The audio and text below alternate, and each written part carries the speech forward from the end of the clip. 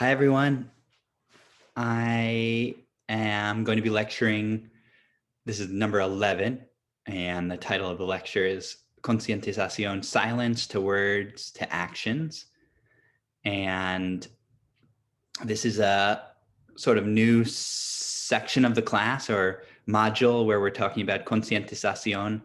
This is a process of developing critical awareness of the world and then turning that awareness into taking action in different ways in the world. These are ways of fighting oppression and fighting internalized oppression as well at the same time. So in the inside and the outside. And so over the next, I think, 2 or 3 lectures, we'll focus on conscientización. Okay, and then I'm going to start off this lecture, I believe, talking about the election. And earlier this morning, the election was called for Joe Biden.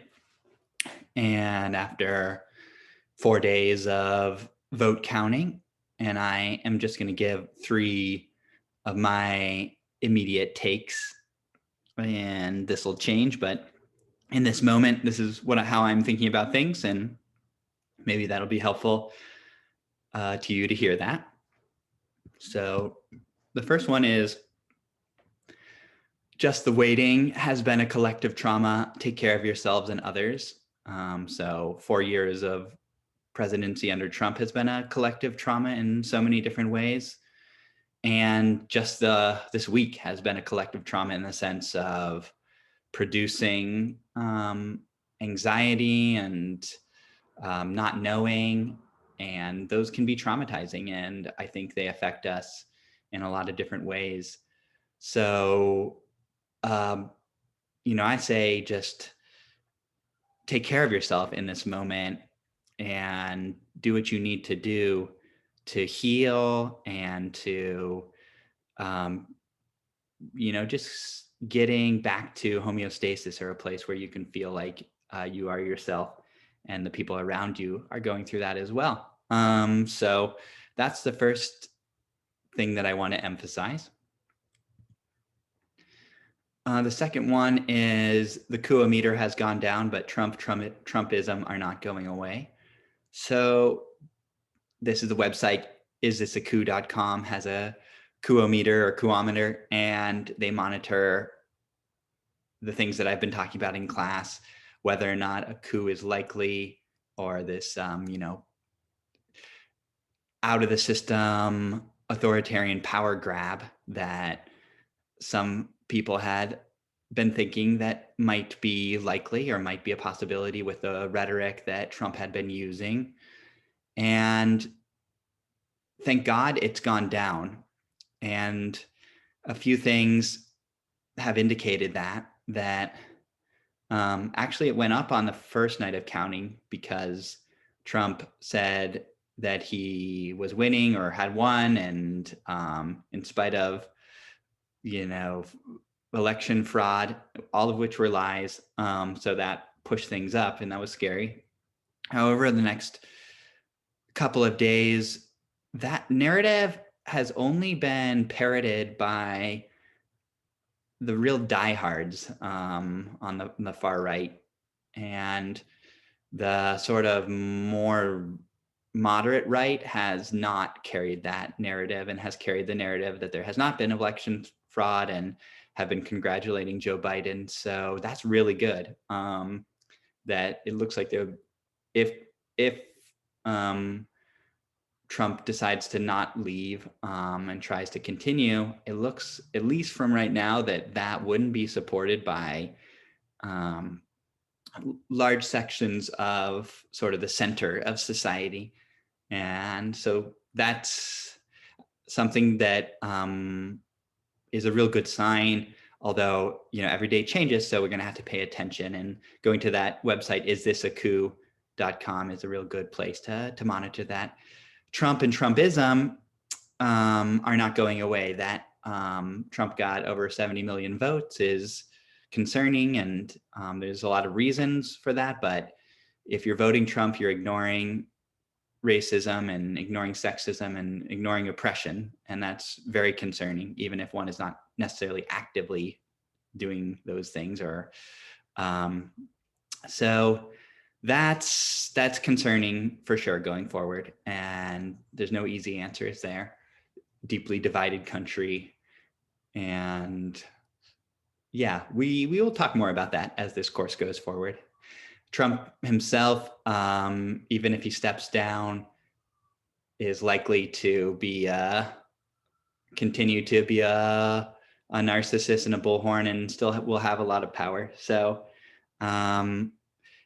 this means we have to deal with the structural issues.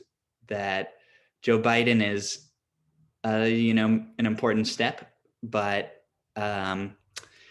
it's going to take social movement. It's going to take people not going home, really pushing leaders to do things like the Green New Deal and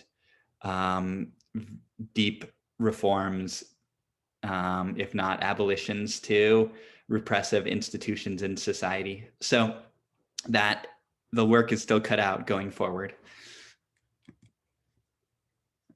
And I want you all to be watching out for Democrats blaming and distancing themselves from those who got them elected.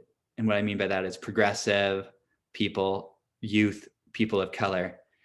I'm already seeing this, that the Democrats, the establishment, is saying that they need to go to the center, saying that they need to maybe give cabinet positions to Republicans. You may have heard of the Lincoln Society, or the group that are Republicans who wanted to get Joe Biden elected. Well, looking at the election returns, they didn't do much at all. Most Republicans, 97%, voted Trump. It wasn't Republicans who got Biden elected. It was huge numbers of the youth, Generation Z, voting strongly for Biden, people of color and people of color organizers in Arizona and Georgia and Philadelphia in particular, and progressive voices, people like the Squad, the Progressive Justice Democrats. And so people like Nancy Pelosi and establishment Democrats are trying to blame groups that are too progressive, too on the left. And that's really unfortunate. So we need to be pushing back against those narratives going forward. Okay, so that's my election takeaway. Take it for what you will.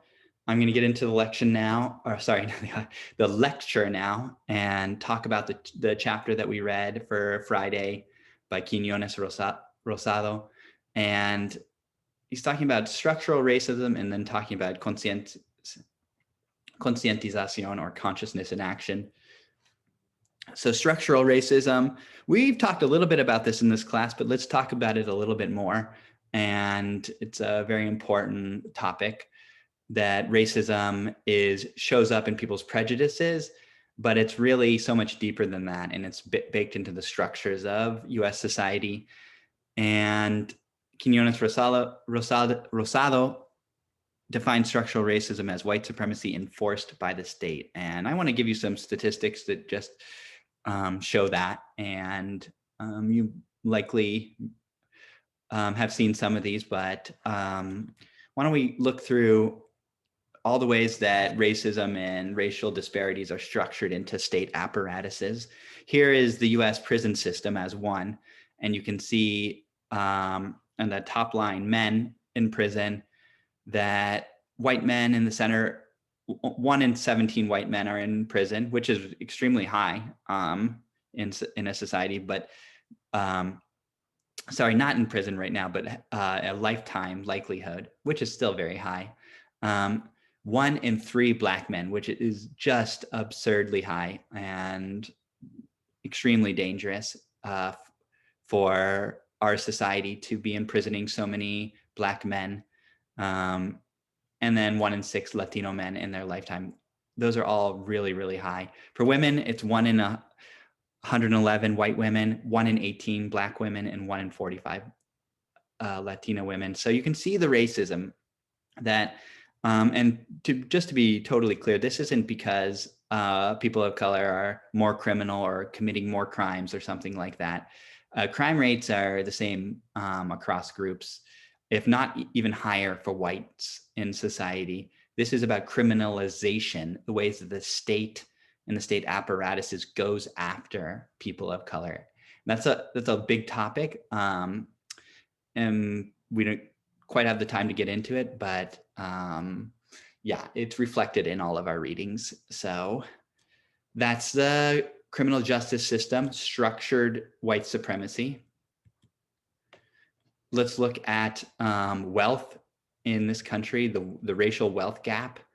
And this has to do with the ways that people get paid in society, but it's also generational wealth gap, that the ways that it gets passed down through unequal housing and things like legacy admissions in college, as I showed you earlier in this course. So the net worth of white people, average white person, is 13 times greater than the average black person on the left, and it's 10 times greater than the average, and they label this Hispanic or Latinx person. So this is enormous, and this has been consistent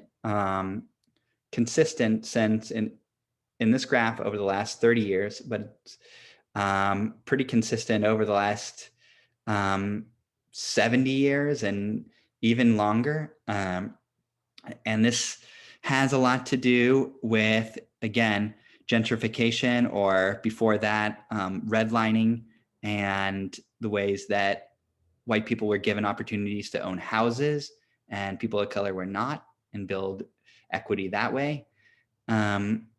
This also has to do with the Great Recession. You can see that in the last 10 years, that because of subprime lending to people of color that then crashed and people's homes were foreclosed on, this was really a way of extracting wealth from people of color. And then this is just a very big issue, a deep issue historically, the ways that these issues were never addressed after slavery.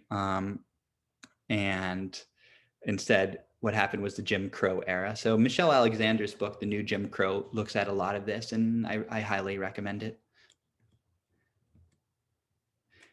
And this, I'm sorry about this, it says quality of life indicators. Actually, let me just cut out the South Africa. This is for another class. So let's just look at in the United States. And this is where you can really see the health and life outcome, quality of life indicators between Black people in the US and white people. Infant mortality rate has doubled for Black people. Job injuries, this is because of working more dangerous jobs, is almost 1.5 times as much for Black people. Life expectancy is 5 years less. Incarceration rate, as we looked at already, is about 5 times higher. Homicide rate is about 8 times higher. And this, again, just to be crystal clear, this isn't because Black people are more criminal or something like that. This is because the ways in which guns have been pushed into communities of color, that has a lot to do with the US government and the CIA, and pushing those guns and drugs into communities of color in the 1980s and 1990s. And and this also has to do with a lot to do with neoliberalism and the taking away of the social safety nets for working class people. And you can see that with the unemployment rate, as the Black unemployment rate is 2.5 times as large as whites. So this is structured. This is the way that the system works against Black people and people of color, and therefore for white people. And this is why we call it structural racism is white supremacy sponsored by the state. Okay. Now let's talk about consciousness and action, which are ways to break this and to work against structural racism and actually work against all forms of oppression. For me, it's a synonym for Consciencious-in-Action.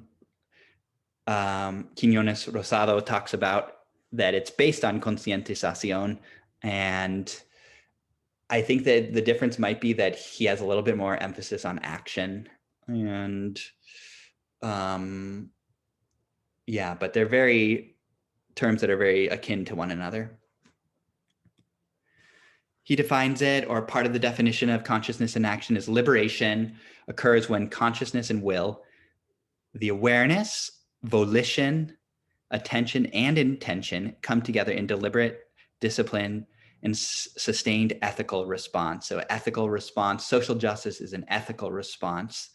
When there's injustice, the ethical response is to do something about it.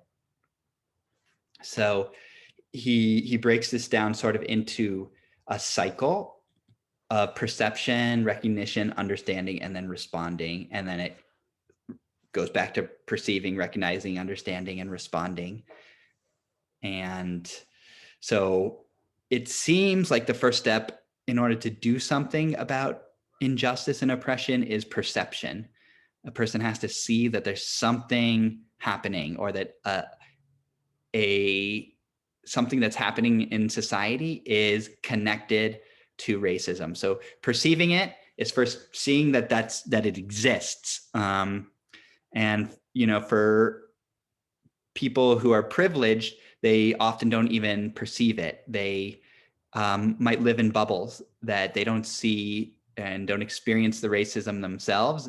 And they're also tuned into media that they're also not seeing it in that way either. So once you perceive it, once you either experience it yourself or hear a story from another person, that you recognize that as being connected to structural racism. That's not just something that unlucky that a person has in their lives, that you're recognizing the connections to these systems. And that's also connected to understanding. You're understanding how the system works, that it's historical, that it is the person, but it's bigger than the person as well. So this class has a lot to do with both recognition and then understanding. This class is really in those phases of consciousness in action. But our class is also about responding, and that's why I have the final project for you all as activism, so that once you get to this understanding, it's certainly not enough just to understand. You have to take action. That's the ethical response to understanding. Otherwise, it's incomplete, and the system keeps on perpetuating itself. I want to name this event as an excellent event in consciousness in action. This is at UCSC. Many of you might know about this event called Practical Activism. College 910 and Oaks put it on. Some of you may have been to this event. Some of you may have been organizers for this event. And this is the last one that took place in 2019. There is one upcoming in 2021 as well. So the pandemic, postponed it, but it is coming back, and that's really good. This event is one in which there are keynote speakers talking about social justice topics, and then there's 10 different workshops, and people can do 2 different workshops. So, and then there's art and spoken word and actually tabling from local community activists. So you're there, you're perceiving, people are talking about their stories, and that's the perception of injustice and oppression. The recognition, the keynote speakers, themselves connected to oppression often, but then the workshops really go deeper into that recognition and understanding of oppression. And they even give people practical tools for leaving the event, and that's response. So this is really an excellent, this event is rooted in the same ideas that Quiñones-Rosado, the Freirean ideas of consciousness in action. So, but what if people are not willing to go to this event?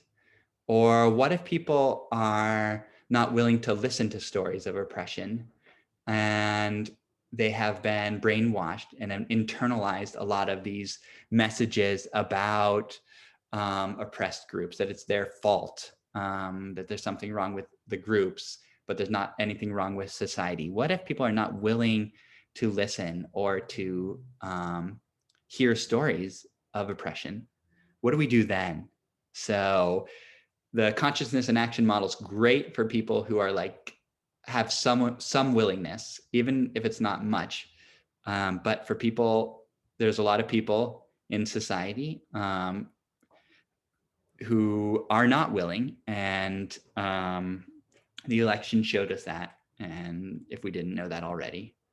So Quinones Rosado writes, growth might include helping them perceive and identify patterns of thought and behavior within themselves that are associated with internalized racial oppression. So you might not start it for these folks.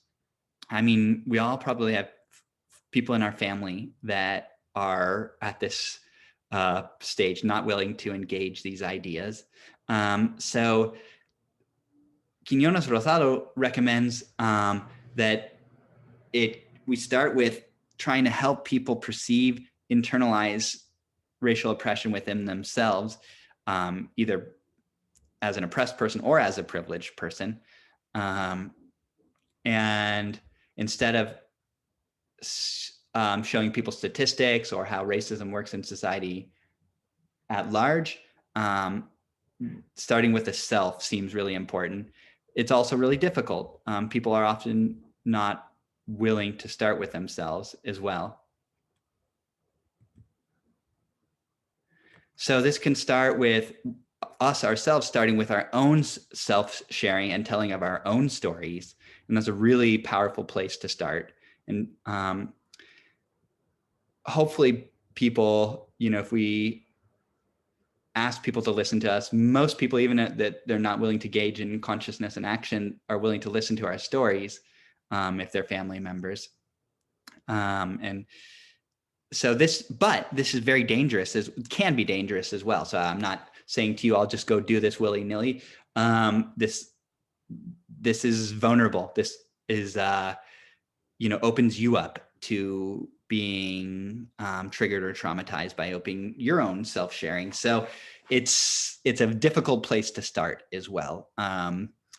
Unfortunately, this is often what is needed to start the process for people who are very resistant to it.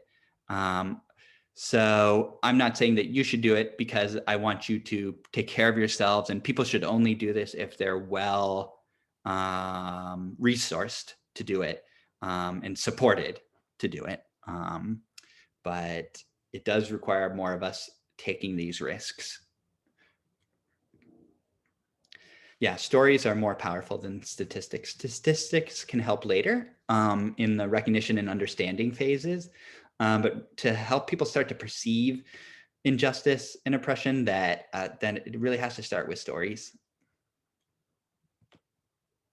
And still that's sometimes not even enough. If we tell a great story or a deep story about and very vulnerable story, some people are so internalized that they will still, blame it on us or something like that. So it's still not a surefire way to get people started on this growth process, unfortunately. Part of the reason why is because racism is not about having bad information, or, that can support it, but at a deep, deep level, at least structurally, in the United States, it's structural racism because it's about possessive investments in whiteness, and whiteness as being this privileging structure that I think I lectured a little bit about so far in this class. That's a social construct that was invented 500 years ago in order to break up class solidarity between poor Europeans and indentured Africans and indigenous people. Whiteness was invented and then given investments over time so that white people invest in it and have more investment in it rather than in class solidarity or gender solidarity. So this is a term that is from George Lipsitz, and I highly recommend that book of the same name. He says, above and beyond personal feelings and acts of individual prejudice, whiteness is a structured advantage that produced unfair gains and unearned rewards for whites, while imposing impediments to asset accumulation, employment, housing, and healthcare for members of aggrieved racial groups. So when some people won't listen to stories of oppression, not because they're just simply prejudiced, but because they have investments in whiteness, and they've learned to invest in whiteness, and they got their house because they were white, or they got their job because they were white, or healthcare. And that is something that is so deep, and that they do worry that they will lose these things if they listen to stories of racial oppression.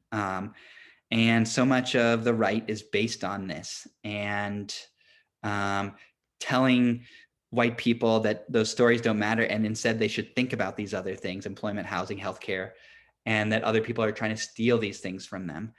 And so to break that possessive investment in whiteness is deep. That's going to take a lot for some people. And this is to say that certainly white people invest in this. And all white people invest in it in some way. That's what white privilege is. And what's also true is people of color invest in whiteness as well.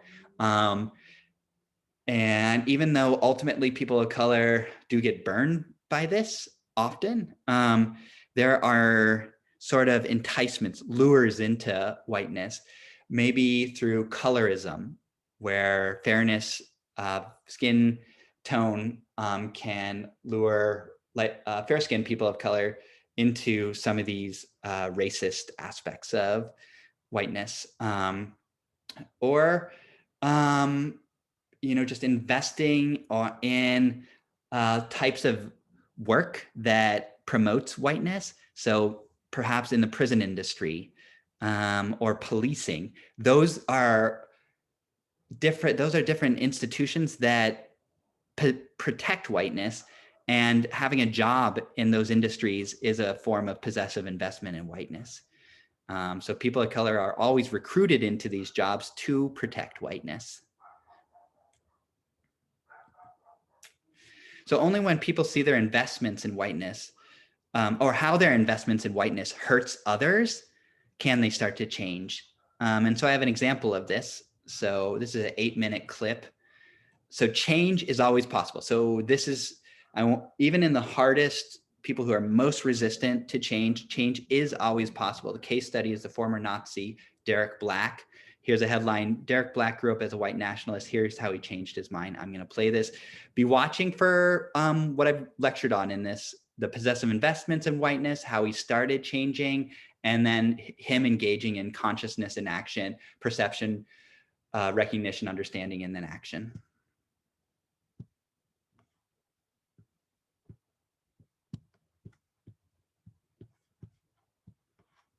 The FBI reports that hate crimes are on the rise in this country. A number of analyses have also found a rise in white supremacy. As we reported earlier, there was a grim reminder of that again in Colorado this week when we learned about an alleged white supremacist who was arrested for plotting to blow up a local synagogue. Special correspondent Charlene Hunter-Gault has been looking at that issue through the eyes of a man with a very unique perspective. It's part of our ongoing series, Race Matters Solutions. Meet Derek Black, a young scholar working here at the Library of Congress on his PhD thesis. What is the research mostly? Looking at older maps and a lot of the books that were printed in the early colonial period in America. He's studying how race was used to define and divide. Oh, you mean this is at the very beginning? Yeah. The very beginning is the 1500s and 1600s. Derek Black's journey to this moment was maybe more unusual than most in his field. He traced its beginnings back to his youth, when he was brought up in a household led by his father, a dedicated white nationalist who at one time had been a grand wizard of the Ku Klux Klan, and who still maintains a website dedicated to his white nationalist views. Black was an eager student of his father's teaching from an early age, and as he grew, he became one of the most vocal and prominent young members of the movement. His story was initially captured in a book, Rising Out of Hatred, by Eli Saslow. Derek Black, thank you for joining us. Thanks for having me, Charlene. You grew up in a family of white nationalists. Do you remember some of the things your father taught you about that whole life and those concepts? Yeah. He always talked about it like it was a calling. Like there was nobody in America at this point who was willing to point out what he thought was just true, that it was completely wrong, integration was completely wrong, that race was true and biological, and everybody really secretly wanted to live separately. Secretly wanted to live separately? Yeah, secretly and publicly. Like he believed that every white person was really kind of in agreement with what he was saying, and that gave him a lot of strength. When did you begin to not want to be any part of any of this? It was in college. In Florida? In Florida. Grew up in Florida. Went to a liberal arts college in Florida called New College. New College. And I showed up really with a lot of conviction that you couldn't change my mind, that there was nothing wrong with my beliefs, that they were factual, all this stuff. Racism, anti-Semitism, and this whole worldview that explains everything through that lens. The first thing was realizing that this campus would not be like everywhere else I'd been, that they would not tolerate it. They wouldn't say, oh, you're a white nationalist, but let's just not talk about that, which is what every other environment I'd been in growing up in South Florida before that was. So when did it start to change and why? How? It was after I got outed on campus. First, this response of condemnation. You got outed. How did you get outed? Somebody Googled my name, and the response of condemnation was the first thing. And who was condemning? It seemed like the entire campus. It felt like it's an 800-person student body. How was it manifest? There was a student forum. It was an email forum where everybody could talk about what they were feeling and what was happening. And so I could sit there and just read post after post on this 1,000-page message talking about how I was not welcomed here, how I didn't represent them, how they couldn't understand how I could be a part of this place that they were trying to build. How did that make you feel? It was a lot more unsettling, I think, than I thought it would be. And so seeing people who I respected saying that what I was espousing was hurting them, was hurting their lives, like that was a different kind of feeling from every other condemnation I'd ever had. In the months that followed, a Jewish friend invited Black to weekly Shabbat dinners, and Black accepted, ready for confrontation. It never came. He never accused you of being an anti-Semite? He didn't. I think it was definitely intentional. I've talked to him about it a lot since then, that first dinner and the ones afterwards. He thought it was going to be counterproductive to try to have a big debate. Like he asked other people who were at the dinner to just don't bring it up because he's at a Shabbat dinner and his ideology is anti-Semitism. They knew. That alone, yeah, he thought that alone will be kind of a challenge to me. So after what, 2 years or more? Yeah, it was about 2 years. And there was one person in particular who I met at those dinners who we started having these lengthy, quiet, in good faith conversations that started out with me asking, where's the misunderstanding, right? That was my first question. And slowly realizing that it's not a misunderstanding. This is an assault on their personhood. There's a lot of speculation these days about why there seems to be a growing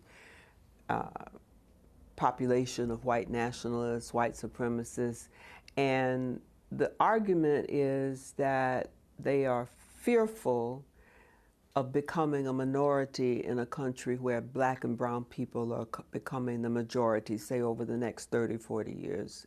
Is there anything to that as far as you can see? Yeah, I think. Is it fear? Yeah, I think that fear is the leading driver of people joining the white nationalist movement. It's this idea that they're threatened, that they are losing something, that they're being attacked. It's all this stuff that's, for the record, not real. And it's what keeps them bound up in that world where they can't look out and see that the threat is not real, that they are not in danger, that the world is fine. Derek and his father have reconciled, but have also stuck to their own positions. How do you begin to reach people who have those views to get them in a way on the path that you took, Right. if that's possible? I think it's never going to be as easy as trying to argue somebody into a new worldview. Looking back on my experience, I think what happened was it took place through discussion and debate. Like, that's what I felt was really convincing me, was what are my ideas and why are they wrong? But looking back on it, it was the fact that I was in a different community. And so you can't force that to happen, but it's also not quite as hard as we might think. When you look at this toxic atmosphere in our country today, in particular in our country, but it seems to be all over the world, in so many other places too, are you at all hopeful that we can ever be united we stand Right. ever again, if we ever did stand united?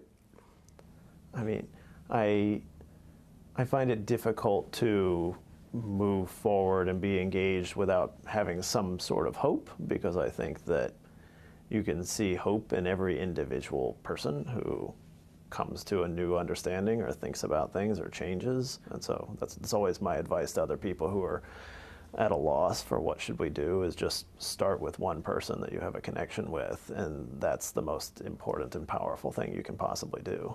Well, Derek Black, thank you for joining us, and I wish you all the best with your studies and with everything that you're engaged in. All right, thanks so much for having me.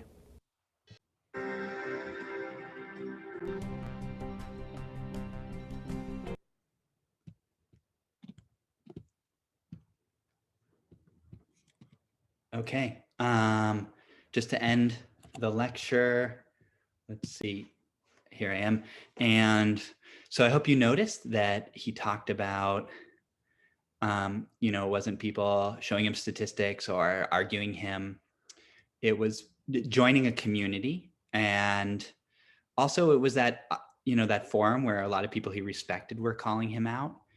So what you were seeing is this is possessive investments in whiteness were starting to slowly be replaced by investments in a community, a different community, one that was kind, one that was loving, one that had Jewish people, people of color, and slowly he changed. And it was the people around him that showed him kindness and love, and then eventually started the perception, recognition, understanding, and then response.